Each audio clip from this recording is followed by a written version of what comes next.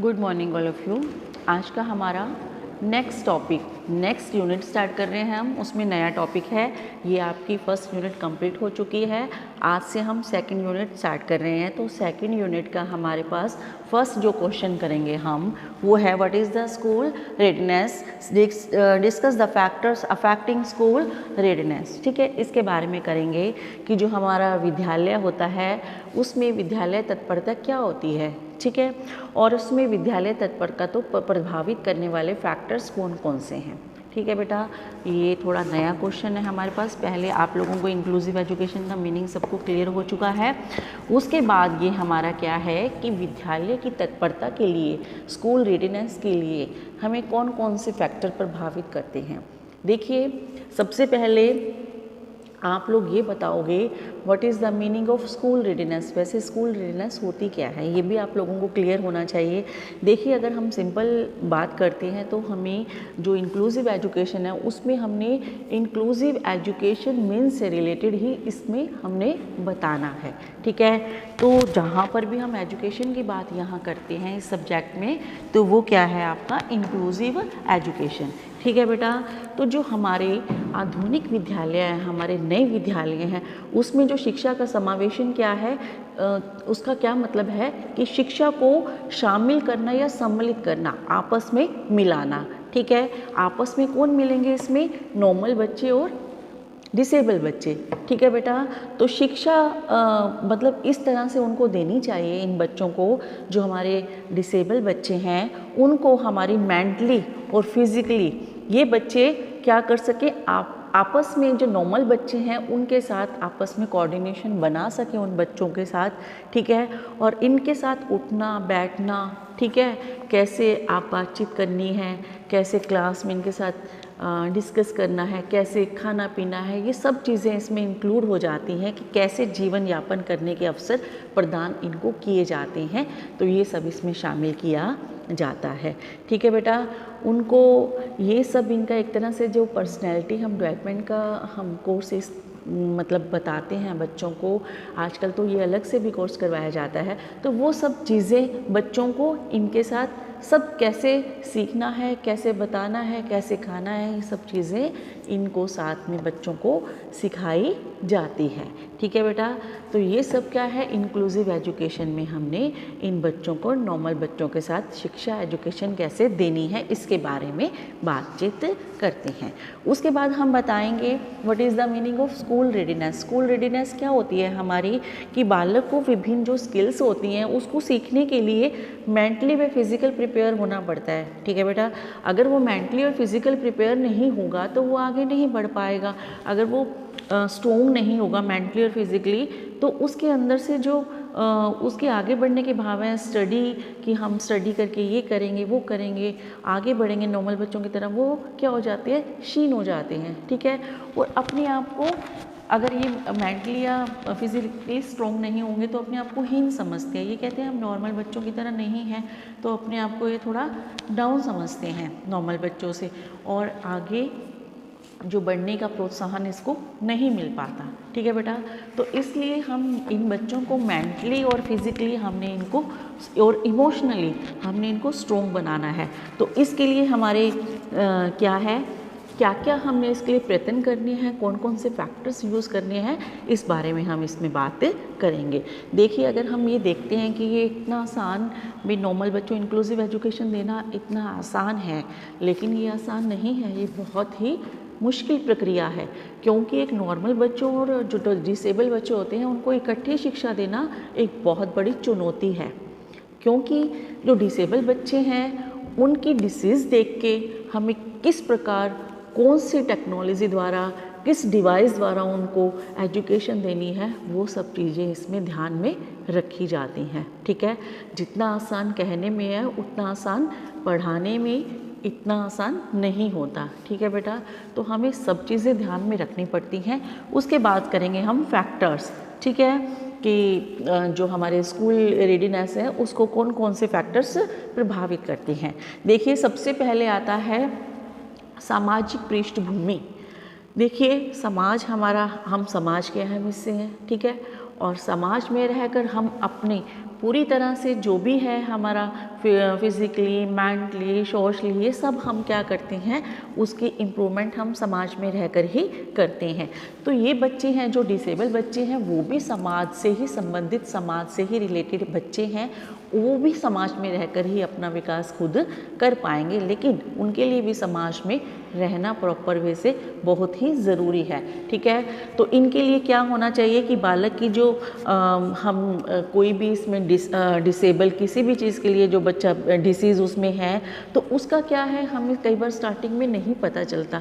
ठीक है, मान लीजिए कोई बच्चा फॉर एग्जांपल वो थोड़ा उसको सुनाई कम देता है, ठीक है, कम हियरिंग, उसकी जो भी आवाज़ है उसको बहुत पास से सुनाई देता है। तो ये हमें कई बार पहले नहीं पता चलता, बाद में पता चलता है कि इस बच्चे के अंदर ये डिसीज़ है। तो उसके लिए हम क्या करेंगे, उस तरह की ही जो उसको डिवाइस चाहिए उसका हम उसकी सुविधा उसको प्रबंध करेंगे, ताकि उस बच्चे को जो भी बच्चा टीचर पढ़ा रहा है वो उसको क्लियर हो जाए। ठीक है बेटा, तो इस तरह से जो हमारा समाज है उसको पीछे से क्या होना चाहिए, उसको फीडबैक मिलना चाहिए इन बच्चों को समाज की तरफ से, चाहे ताकि ये जो डिसेबल बच्चे हैं वो सामाजिक पृष्ठभूमि में जो इनके साथ दुष्परिणाम होता है वो इन बच्चों के साथ ना हो। ठीक है, तो ये सब चीज़ें दुष्परिणाम किस लिए होता है, कई बार क्या होता है बालक का गरीब होना, इसलिए भी क्या हो जाता है समाज के साथ उनकी एडजस्टमेंट नहीं बन पाती, वो स्कूल्स में नहीं जा पाते।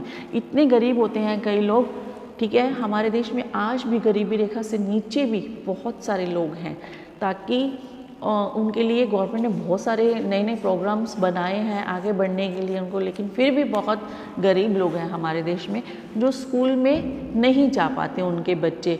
तो ये भी एक बहुत बड़ा क्या है, दिक्कत है। तो इसलिए उन बच्चों का क्या होना चाहिए, फैसिलिटीज़ मिलनी चाहिए। एक सेकंड पॉइंट ये भी है कि उनका खान पान भी अच्छा नहीं है, जिसके कारण कि वो कुपोषण का शिकार हो जाते हैं। जब बच्चा कुपोषण का शिकार हो जाता है तो वो पढ़ाई में कहाँ इंटरेस्ट लेगा, स्कूल में कहाँ जाएगा। तो गवर्नमेंट को चाहिए कि और भी ऐसी पॉलिसीज़ चलाएं वो, कि ये जो कुपोषण का शिकार जो बच्चे हो जाते हैं वो उनका शिकार ना हो।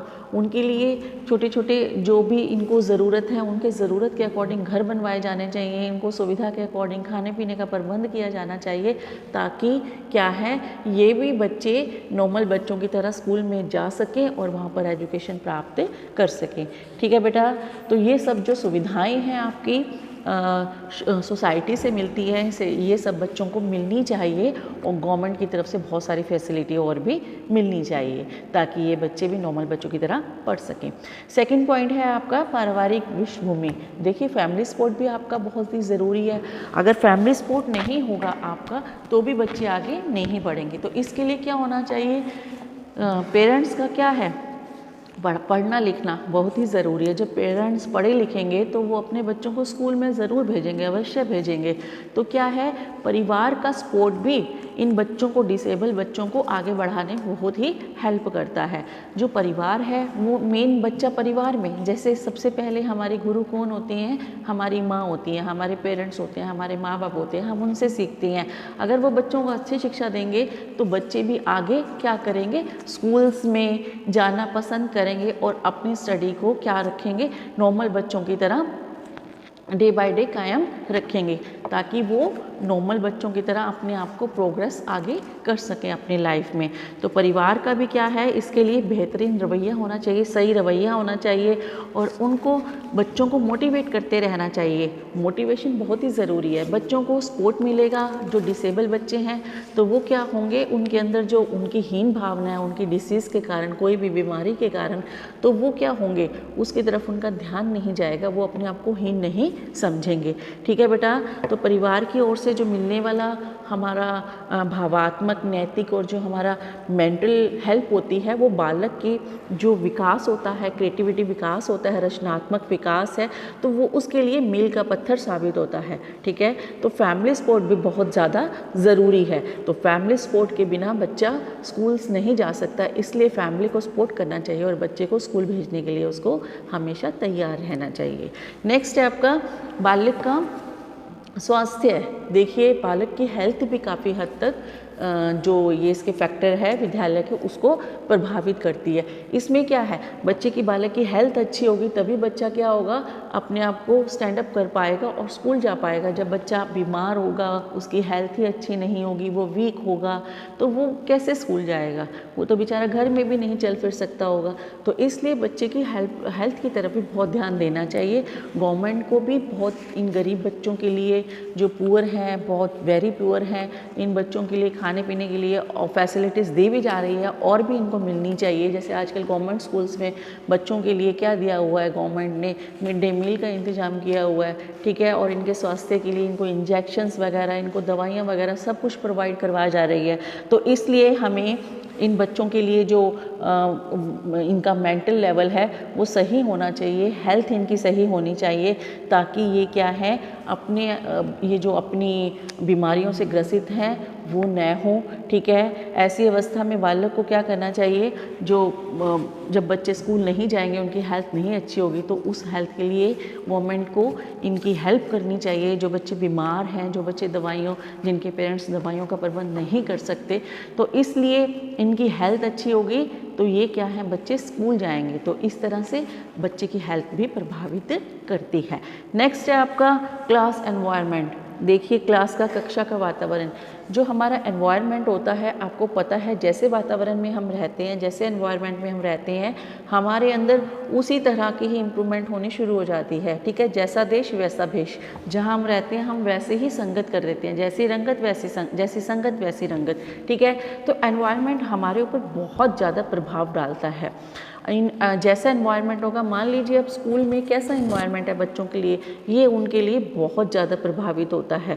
अब स्कूल में इनके लिए क्या होना चाहिए, सही टीचर का प्रबंध, स्पेशल टीचर का प्रबंध होना चाहिए, ताकि जो इनकी दिक्कतें हैं वो समझ सके और उनके अकॉर्डिंग उनको एजुकेशन दी जा सके। क्लास में इस तरह से फर्नीचर की व्यवस्था होनी चाहिए कि इन बच्चों को जहाँ ज़रूरत लगे इधर उधर सरकाना हो, तो फर्नीचर हल्के होने चाहिए, हैवी नहीं होने चाहिए। हैवी होने से क्या होता है, इनके बच्चों के पैरों में, जो डिसेबल बच्चे होते हैं, चोट लगने का डर होता है, गिरने का डर होता है। तो इसलिए हल्के फर्नीचर होने चाहिए, ताकि थोड़ा सा अगर इधर उधर खिसकाना पड़े तो वो आराम से खिसका सकें।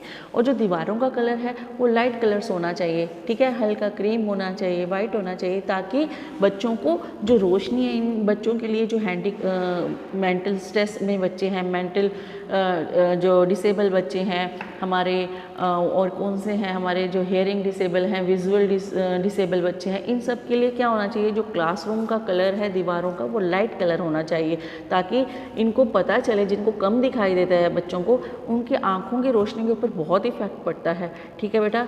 तो रोशनी जितनी ज़्यादा अच्छी होगी, खुला वातावरण होगा, खिड़कियाँ होंगी, दरवाजे अच्छे होंगे, दरवाज़ों का प्रबंध होगा, खिड़कियों का प्रबंध होगा, तो इनको रोशनी का प्रबंध उतना ही मिलेगा और ये अच्छे से क्या कर सकते हैं, फिर अच्छा वातावरण होगा तो ये भी अपनी स्टडी को पूरी तरह से कर सकते हैं और आगे बढ़ सकते हैं, ठीक है बेटा। तो कक्षा का वातावरण भी इसको बहुत ही प्रभावित करता है। नेक्स्ट पॉइंट है आपका टीचर रोल, टीचर की भूमिका, रोल ऑफ टीचर, ठीक है। देखिए, हर चीज़ का हमने इसमें रोल है आपका, जिसमें टीचर भी अहम भूमिका निभाता है। टीचर का रोल कैसे है, घर में तो हमारे पेरेंट्स होते हैं हमें देखने के लिए, लेकिन जो हमारे स्कूल्स होते हैं वहाँ पर हमारे पेरेंट्स ही हमारे गुरु होते हैं। तो ये सब जो वहाँ की बच्चों के लिए देखभाल करना है वो हमारे टीचर्स ही हैं जो बच्चों की देखभाल करते हैं।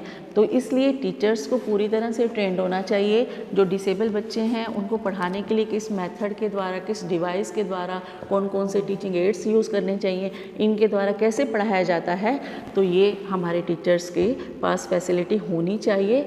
और टीचर को पता होना चाहिए कि कौन सा बच्चा कौन सी बीमारी से, कौन सी डिसीज़ से ग्रसित है, तो उन बच्चों का ध्यान रखना चाहिए। और इन बच्चों का ध्यान रखा जाएगा तभी ये अपने अंदर हीन भावना महसूस नहीं करेंगे और नॉर्मल बच्चों की तरह अपने आप को समझेंगे। तो ठीक है बेटा, तो रोल ऑफ टीचर ये भी बहुत अहम भूमिका निभाता है। तो हमें बच्चों की जो पढ़ाई कैसे करवानी है, इन बच्चों को, डिसेबल बच्चों को, इनके अंदर कोऑर्डिनेशन नॉर्मल बच्चों की तरह कैसे बनाना है, ये सब क्या है, टीचर का ही कर्तव्य है। तो टीचर को ध्यान देना चाहिए कैसे एनवायरनमेंट में इन बच्चों को हमने पढ़ाना है, कैसे इनको तैयार करना है, एक दूसरे के साथ कोऑर्डिनेशन बच्चों का कैसे बनाना है, ठीक है। और इन बच्चों को क्या है, जो भी दिक्कतें हैं उसको कैसे इनको मुश्किल दिक्कतों से बाहर निकालना है और इन्हें बिल्कुल भी नज़रअंदाज नहीं करना, इन बच्चों के ऊपर प्रॉपर वे से ध्यान देना है। तो ये कौन करता है, हमारा टीचर ही करते हैं। इसलिए रोल ऑफ टीचर की भी इसमें अहम भूमिका है। तो ये थे हमारे फैक्टर्स, ठीक है बेटा, सभी बच्चों को क्लियर हो गए होंगे। नेक्स्ट हमारा जस्ट हम बात कर लेते हैं, क्योंकि फैक्टर्स के बाद हमारा एक क्वेश्चन आते हैं। नेक्स्ट क्वेश्चन है, right A detailed note on type and use of assistive device for learners with Sen. मतलब कि जो आपका विशिष्ट हमारे जो बच्चे हैं, आवश्यकता वाले बच्चे हैं, वो अधिगमकर्ताओं के लिए कौन कौन से डिवाइस इनके लिए यूज़ की जाती है, उपकरणों के प्रकार और उनके प्रयोग कैसे किए जाते हैं, ठीक है बेटा। वैसे जस्ट मैं आपको बता देती हूँ, इसमें मोस्टली हमारी 2 डिवाइस यूज़ की जाती है। जस्ट हम ये कर भी लेते हैं, थोड़ा बहुत क्वेश्चन इसके बारे में हम नॉलेज ले लेते हैं, बाकी हम कल करेंगे। इसमें क्या कहा जाता है कि कौन कौन से डिवाइस है। देखिए, टाइप ऑफ असिस्टिव डिवाइस, सहायक उपकरणों के प्रकार। अब जो हम इनके लिए डिवाइस बच्चों को यूज़ करते हैं, तो उसको यूज़ कौन कौन से डिवाइस कैसे मतलब यूज़ करनी है, ये भी हम बात करेंगे। लेकिन अब कौन कौन से डिवाइस है, बच्चों को क्या क्या जो यंत्र है, उपकरण है, वो किस हिसाब से यूज़ करने हैं और क्या क्या यूज़ किया जाता है, वो इसके बारे में हम टाइप्स ऑफ असिस्टिव डिवाइस बात करते हैं। देखिए, सबसे पहले हमारा हम कहते हैं कि जो हमारे बच्चों की इनको क्या होती हैं, भिन्न भिन्न सुविधाएं चाहिए होती हैं। तो इन बच्चों के लिए हमारे पास बहुत सारी फैसिलिटीज़ इन बच्चों को, कईयों को दिखाई नहीं देता, कईयों को सुनाई नहीं देता, कोई क्या है हैंडीकैप है, और कई बार बच्चे क्या होते हैं, मेंटल स्ट्रेस में भी होते हैं, मेंटल रिटार्डेड होते हैं। तो इन बच्चों का हमने कैसे ध्यान रखना है, इन बच्चों को कैसे समझाना है, किस भाषा द्वारा, किस वाणी द्वारा, तो ये क्या है, सब हमारे टीचर को पता होना चाहिए कि इन बच्चों को हमने एजुकेशन कैसे देनी है, ठीक है बेटा। इन बच्चों के एजुकेशन में कोई कमी नहीं आनी चाहिए। बच्चों की संख्या दूसरे जो हमारे असक्षम बच्चे हैं उनकी अपेक्षा नॉर्मल बच्चों की क्या होती है, क्लास में संख्या कम होती है, लेकिन जो हमारे डिसेबल बच्चे हैं कई बार उनकी संख्या ज़्यादा होती है। तो ऐसे बच्चों को हमने इनको कैसे पढ़ाना है, कैसे उनको शिक्षा देनी है, ये सब चीज़ें हम क्या करते हैं, इसकी डिवाइस कितने टाइप्स की होती हैं इसके बारे में बात करेंगे, और कैसे इन उपकरणों का यूज़ होगा, कैसे इन डिवाइस का यूज़ होगा, ये भी बात करेंगे। तो सबसे पहले मैं आपको बता दूं, इसमें ये 2 डिवाइस, इनको 2 टाइप्स की डिवाइस में बांटा गया है। सबसे पहले है आपकी असिस्टिव डिवाइस, फर्स्ट आपकी, जिसको हम सहायक उपकरण भी बोलते हैं।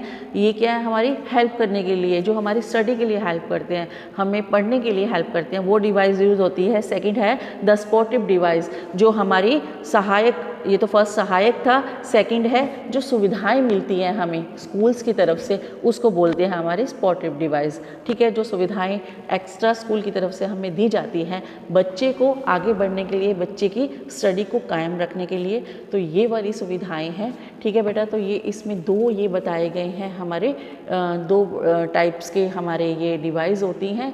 बाकी इन डिवाइस के बारे में हम कल बात करेंगे, कल हम डिवाइस के बारे में बात करेंगे, और आगे इन डिवाइस का यूज़ कैसे किया जाता है, विजुअल इम्पेयरमेंट बच्चे के लिए कैसे होता है, हेयरिंग इम्पेयरमेंट बच्चे के लिए कैसे होता है, तो ये सब इसमें बताया जाएगा, ठीक है बेटा। तो आज के लिए इतना ही, आप लोगों को फैक्टर्स ये क्लियर हो गए हैं और डिवाइस 2 टाइप्स की है। आज इतना ही करेंगे, थैंक यू।